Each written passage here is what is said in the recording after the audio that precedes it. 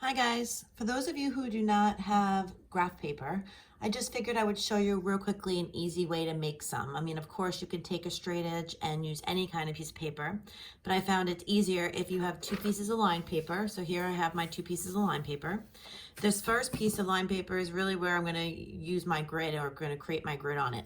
These lines right here are going to represent the horizontal line, so I need to just come up with the vertical lines.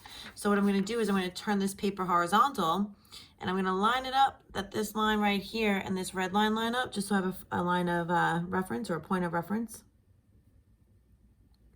And then I'm just going to come up here and I'm going to make a mark at the top, just so that way I can make equally spaced lines from there. So I'm just going to make a mark. So from each line, from the horizontal piece of paper, I'm making a mark.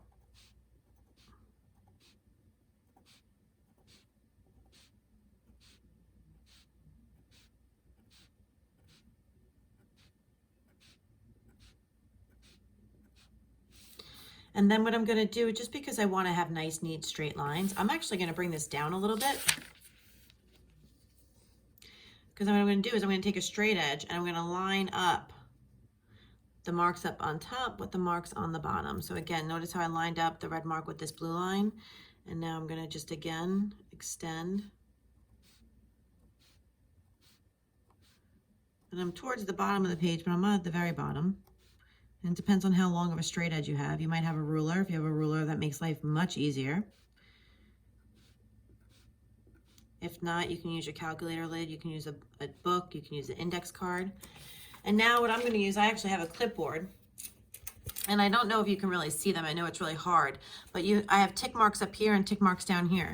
So now what I'm going to just do is I'm going to line up the mark on top with the mark on the bottom. And it's not going to be exact, but this is going to give you pretty straight lines.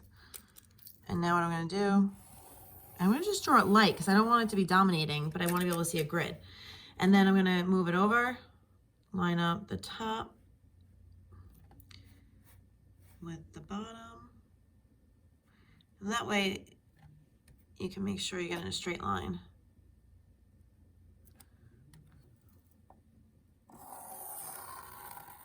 And you just keep on continuing this process. And I want you to see where, again, don't try to make the line dark. Just make a light line. Let me do a couple more of these. And I feel like if you did a whole piece of paper, you can get 2 graphs per paper. And I'm pretty much going to make you do 2 graphs per day. So the max number of graphs that you would need next week is going to be a total of 6 graphs. So 2 per day. That's the max. You might have a little bit less. So this means on this piece of paper that I'm creating right now, I can do a graph on the top and I can do a graph on the bottom. And you just see it's now making like a nice grid.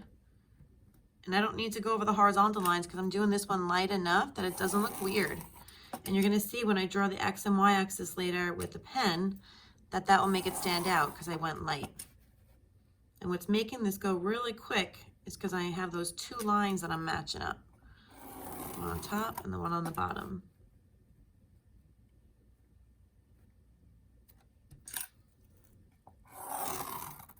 And now I'll just stop for a second, and I would again continue and I would do the whole thing. So this top part could be the first graph that you're going to work on, and this bottom part could be the second one. But let's just say, for example, that this is what we did. Now, if I wanted to create an X and a Y axis, which again, I would usually do in the middle of this, but because I'm not going to continue this, just so it's not a ridiculously long video, let's say I just did this with the portion that I have right here. I would, oops, see, that doesn't really help us. I would use a pen.